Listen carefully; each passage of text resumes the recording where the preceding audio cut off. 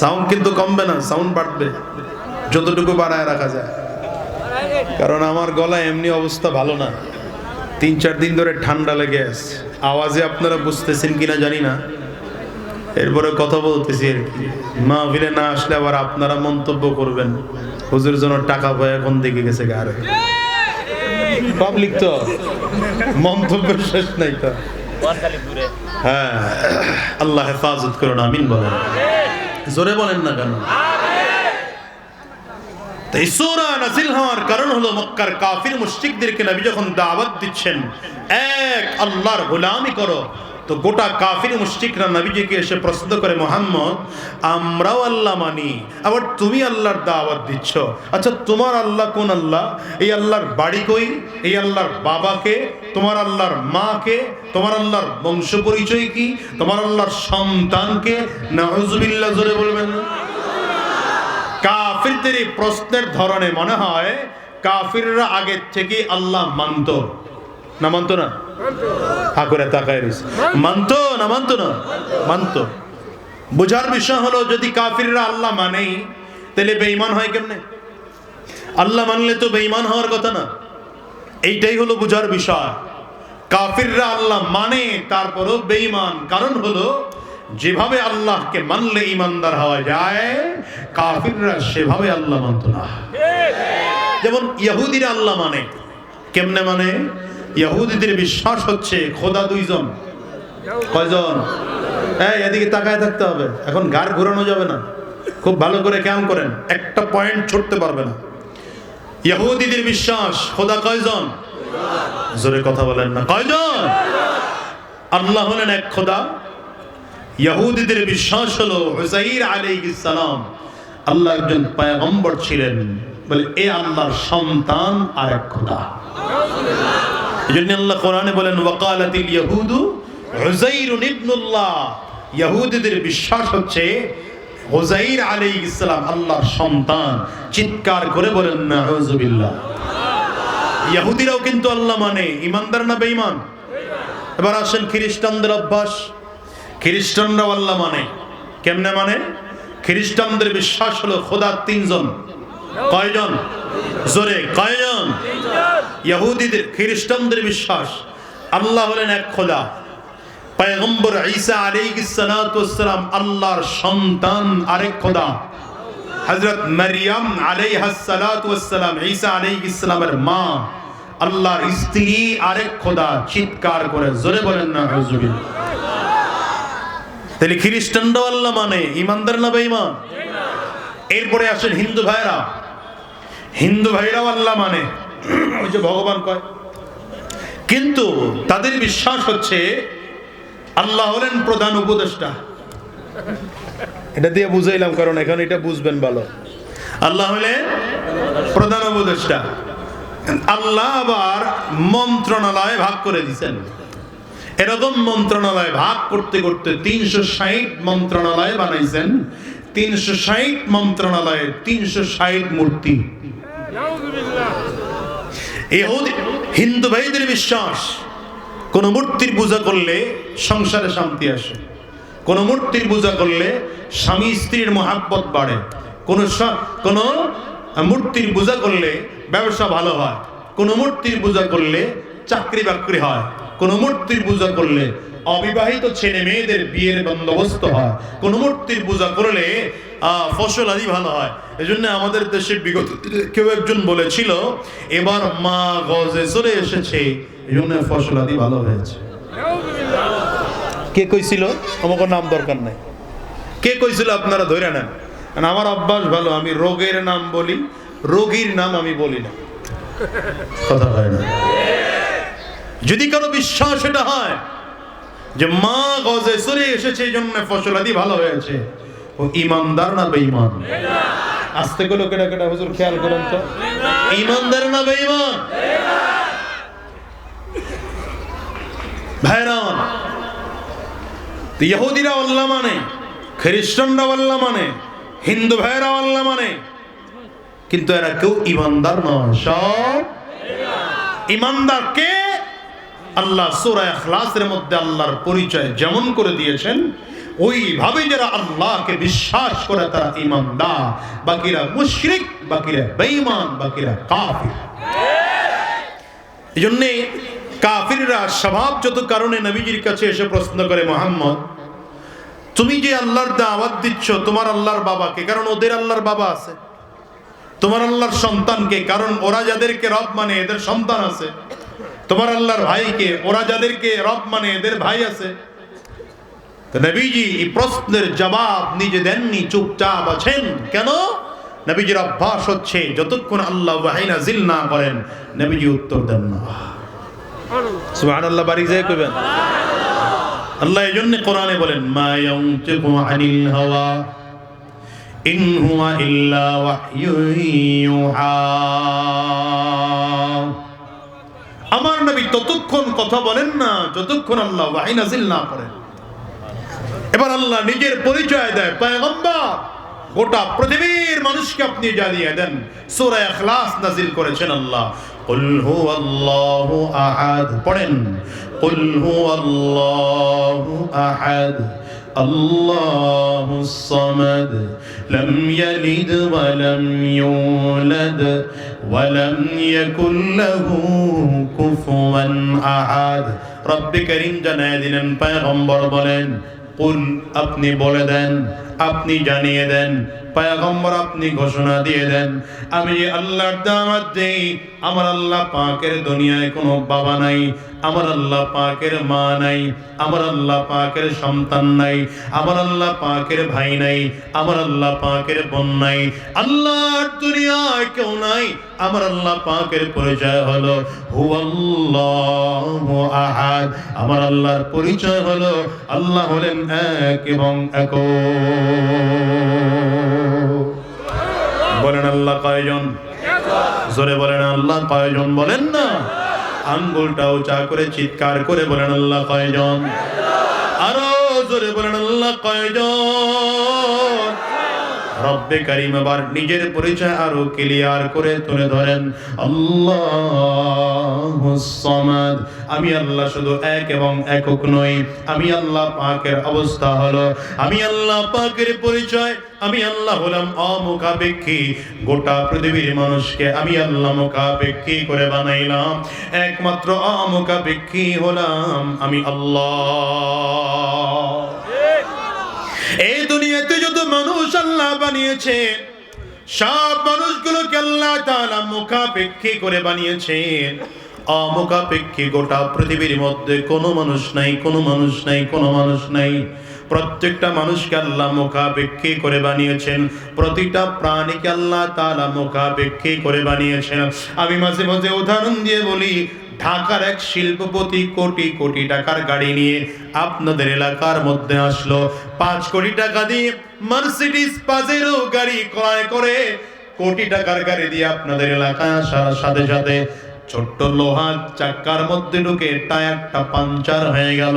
বলেন তো, এই 5 কোটি টাকার গাড়ি নিয়ে ঢাকায় যেতে পারবে না রেখে যেতে হবে? যতক্ষণ পর্যন্ত ওই হাওয়ার 5 টাকার হাওয়ার চাকার মধ্যে না ঢুকবে ততক্ষণ পর্যন্ত গাড়িটা অচল হয়ে গেল। রব বুঝাইতে চাইলে গোলাম, যত বড় ক্ষমতাওয়ালা তুমি হও, আমি আল্লাহ তাআলা 5 টাকার ওই হাওয়াওয়ালার কাছে মুখাপেক্ষী বানায় দিলাম। আল্লাহ মুখাপেক্ষী কথা কয় না। আসমানের দিকে তাকান, আল্লাহ আসমান বানিয়েছেন। জমিনের দিকে তাকান, আল্লাহ জমিন বানিয়েছেন। পাহাড়ের দিকে তাকান, আল্লাহ পাহাড় বানিয়েছেন।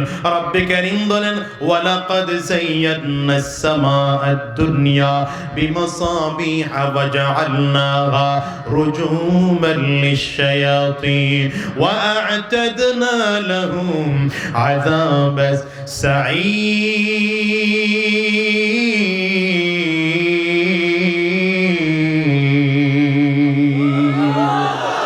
আল্লাহ বলেন, আমার আসমানের দিকে তাকাও।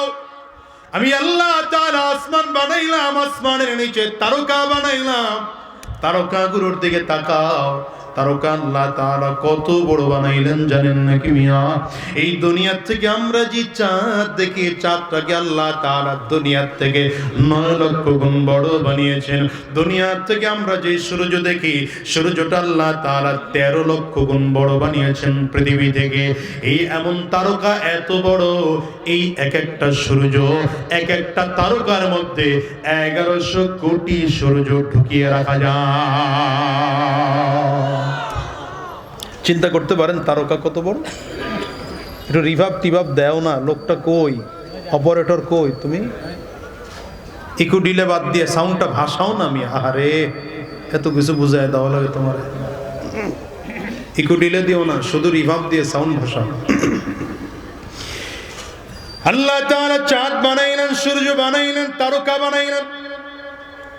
রব্বে কারীম বলেন এখানে শেষ নয়, আমি আল্লাহ তাআলা 7 আসমান বানাইলাম। আল্লাহ বলেন হুয়াল্লাযী খালাকা সাবআ সামাওয়াতিন তিবাকা মা তারা ফী খালকির রাহমানি মিন তাফাউত ফারজি'ল বাসার হাল তারা মিন ফুতুর ثم ارجع البصر كرتين ينقلب إليك البصر خاسئا وهو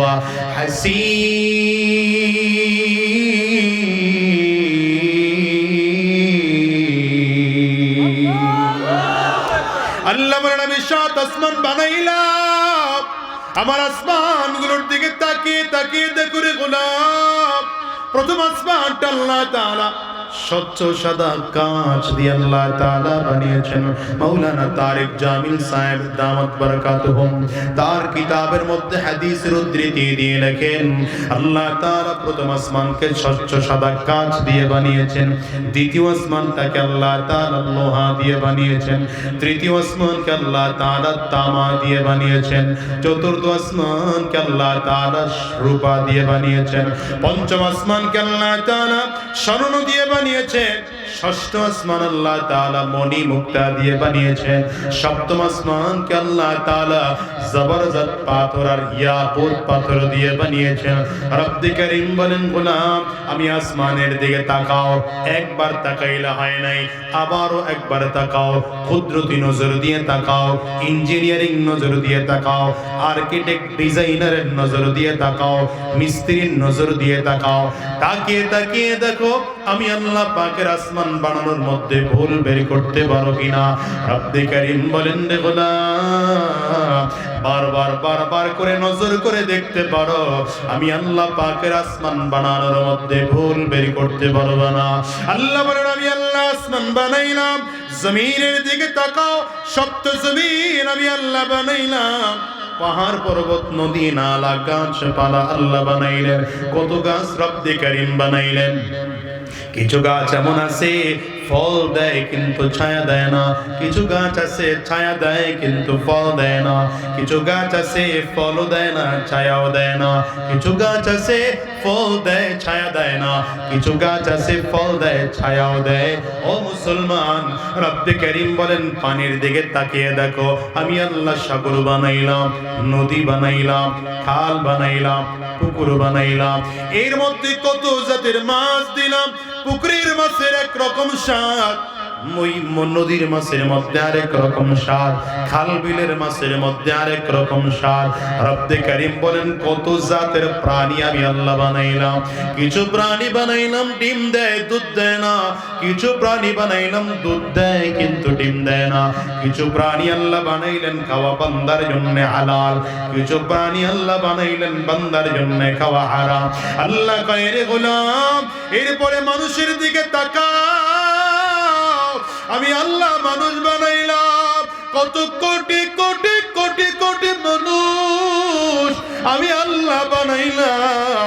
এত সুন্দর করে মানুষ বানানোর পরে তাকিয়ে দেখো এই মানুষগুলোর চেহারার সাথে একজনের চেহারার সাথে আরেকজনের চেহারার মিল নেই, একজনের চোখের জ্যোতির সাথে আরেকজনের চোখের জ্যোতির মিল নেই, একজনের আঙ্গুলের বৃদ্ধাঙ্গুলের চাপের সাথে আরেকজনের চাপের মিল নেই।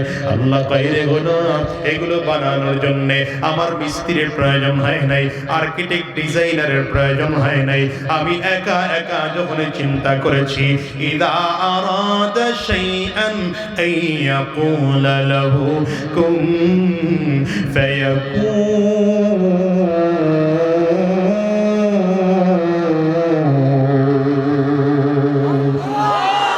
আমি আল্লাহ তাআলা শুধু কোন শব্দ বলেছি, সাথে সাথে গোটা পৃথিবী হয়ে যায়।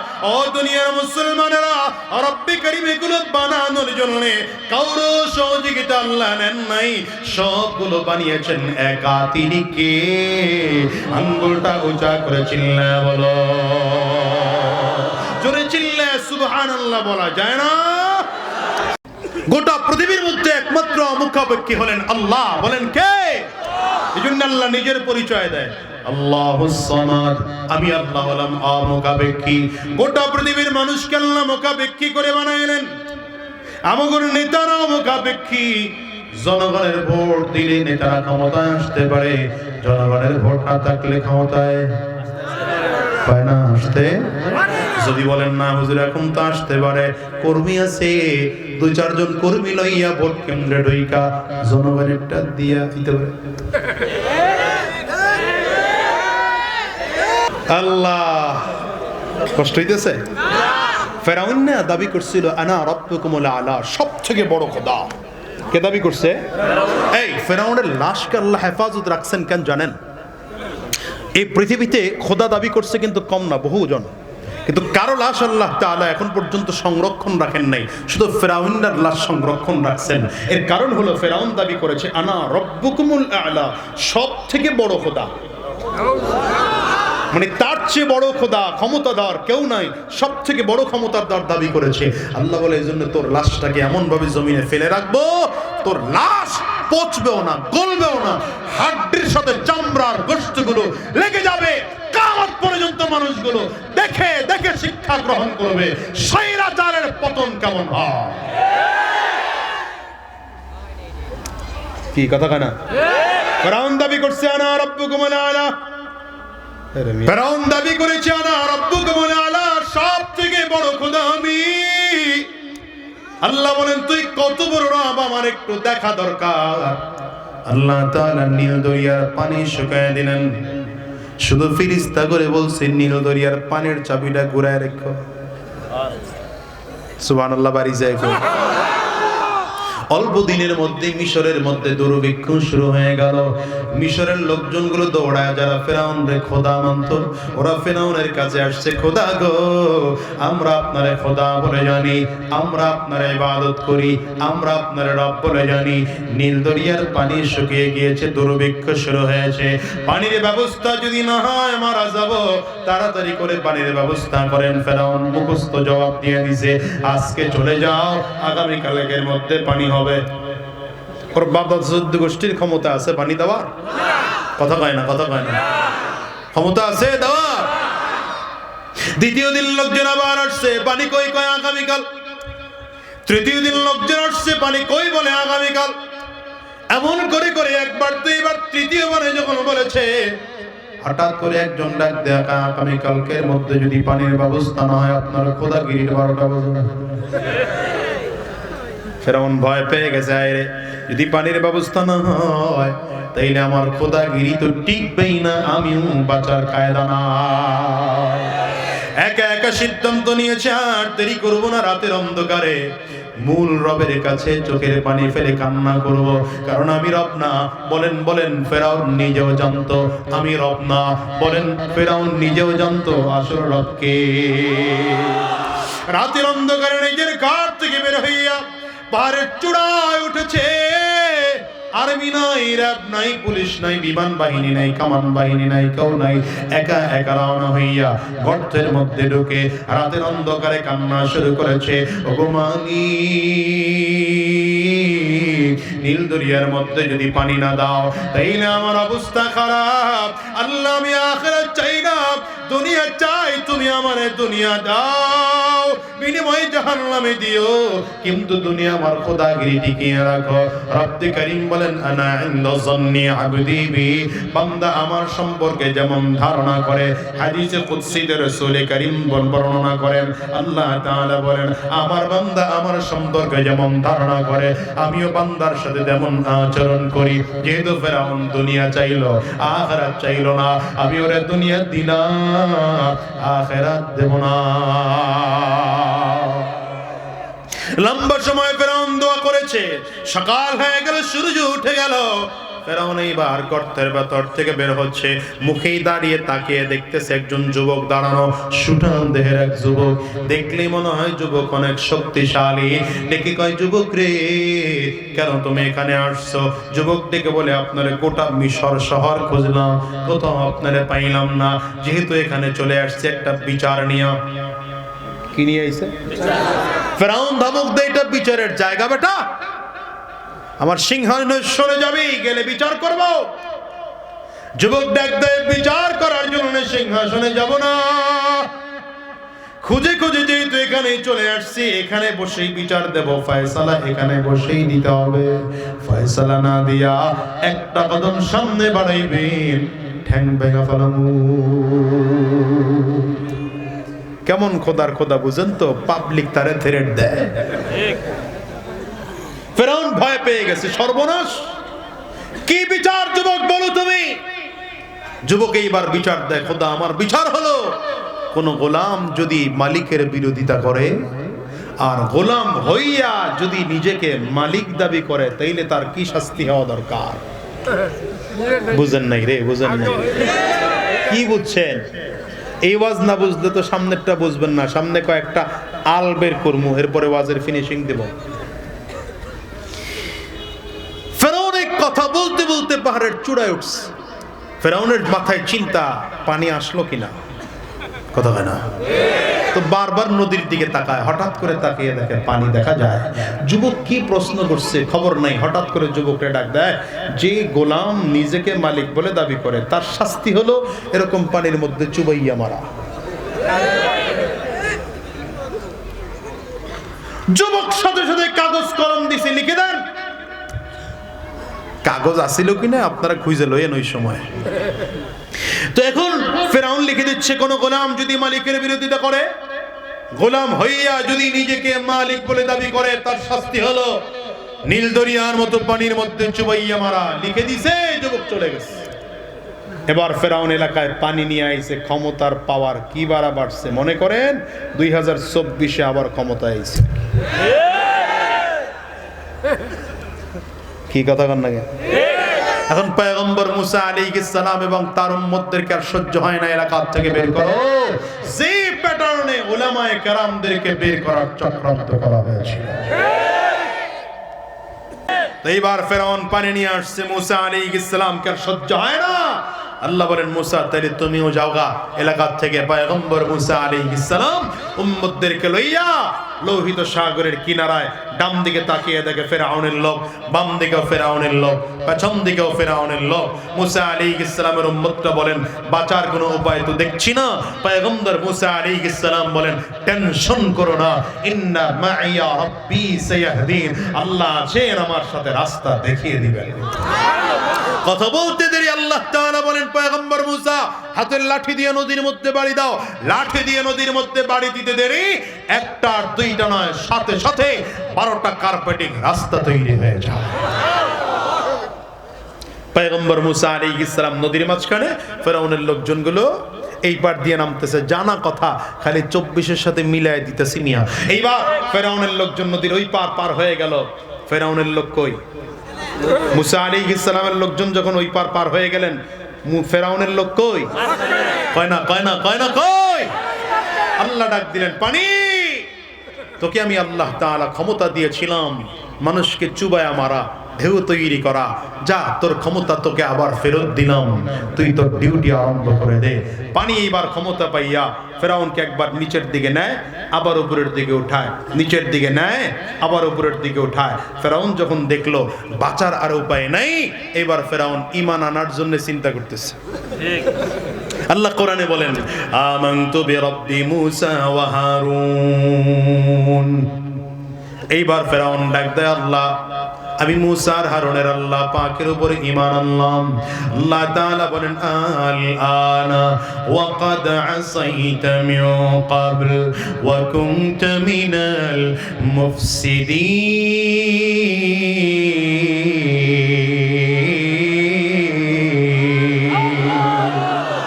সারার জীবন ফিতনা করেছো, ফাসাদ করেছো, জীবনের শেষ বয়সে এসে এখন তুমি ঈমান আনবা, এই ঈমান আমি আল্লাহর কাছে গ্রহণযোগ্য নয়। আল্লাহ তাআলা জিবরিল আমিনকে বললেন যেন সামনে কথা বলতে না পারে, ফেরাউনকে সেই ব্যবস্থা করো। জিবরিল আলাইহিস সালাতু ওয়াস সালাম কতগুলো কাদা উঠাইয়া ফেরাউনের মুখের মধ্যে মেরে দিয়েছে। ফেরাউন এইবার হাঁ করে আছে। লেখা সামনে ধরা হলো, কোন গোলাম যদি মালিকের বিরোধিতা করে, গোলাম হইয়া যদি নিজেকে মালিক বলে দাবি করে, তার শাস্তি হলো এমন নদীর পানির মধ্যে চুবাইয়া মারা। বুঝেন নাই, বুঝেন নাই, বুঝেন নাই? ফেরাউন এক চিৎকার দিয়ে উঠছে, কিরে লেখাটা তো আমার মনে হয়। জিবরিল বলে, হ্যাঁ লেখাটা তোমার। ওই দিনকার যুবক কোন যুবক ছিলাম না, ওই দিনকার যুবক ছিলাম আমি আল্লাহর ফেরেশতা জিবরাইল। তোমার বিচার দিয়া আজকে তোমাকে শাস্তি দেওয়া হয়। মোমেন শাহির মুসলমান, আমি মোল্লা মানুষ বইলা দিয়ে গেলাম, মনে রাখো আজ হোক কাল হোক 17 বছর দ্বারা নিজেদের স্বার্থ সিদ্ধ করার জন্য সংবিধান বারবার সংশোধন করেছিল। মনে রাখো আজ হোক কাল হোক বাংলার জমিনে ওই জালিমদেরকে আবারও ইন্টারপোলের মাধ্যমে দেশে আইনা এই সংবিধান দিয়েই তাদেরকে বাংলার জনগণ ফাঁসির কাস্টে ঝুলাবে। রাগ করলেন কারা কারা? রাগ করি না। আল্লাহ তাআলা ফেরাউনরে পানির মধ্যে চুবায় চুবায় মারলে। ফেরাউন এইবার পানির মধ্যে পড়ে আছে, একদিন 2 দিন নয় 40 দিন পড়ে আছে। কয়দিন পানির মধ্যে? 40 দিন। কন্যা কন্যা কয়দিন? মিশরের মানুষগুলো বিশ্বাস করে না, এত বড় ক্ষমতাওয়ালা ফেরাউন আবার মরে কেমনে? বুঝেন এই কথা? 40 দিন পানির মধ্যে যখন ফেরাউনের লাশ আছে, মানুষগুলো বিশ্বাস করতে চায় না, এত বড় ক্ষমতাওয়ালা রব্বে আলা মরে কেমনে? আমিও তো বিশ্বাস করি নাই। দুপুর 2:30 যখন বাজে, চিন্তা করি পালায় কেন? মিলেনি, হা করে তাকায় রইছে, মিলেনি। আল্লাহ ডাক দে, পারি রে তোর মধ্যে যে ফেরাউন আছে, মিশরের মানুষগুলো বিশ্বাস করে না, তোর ভেতর থেকে ফেরাউনের লাশটাকে বের করে জমিনের মধ্যে ফেল। এবার পানি ঢেউয়ের মাধ্যমে ফেরাউনের লাশটাকে ঢেউয়ের তালে তালে তালে তালে চরের মধ্যে এনে ফেলে দিয়েছে। চরের মধ্যে যখন মানুষ ফেরাউনের লাশ চোখে দেখেছে, এরপরে বিশ্বাস করলো আসলে ফেরাউন মরলো। আপনারাও বিশ্বাস করেন না যখন দেখলেন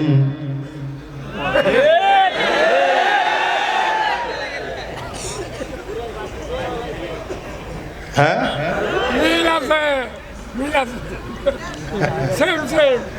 বুঝেন নাই রে? জুলুমের ধরনও একরকম, পতনের ধরনও ওই একরকম। কওনা কওনা কওনা কওনা দেখেন তো কার মন খারাপ, বুঝবেন হ্যাঁ ওই দলের লোক।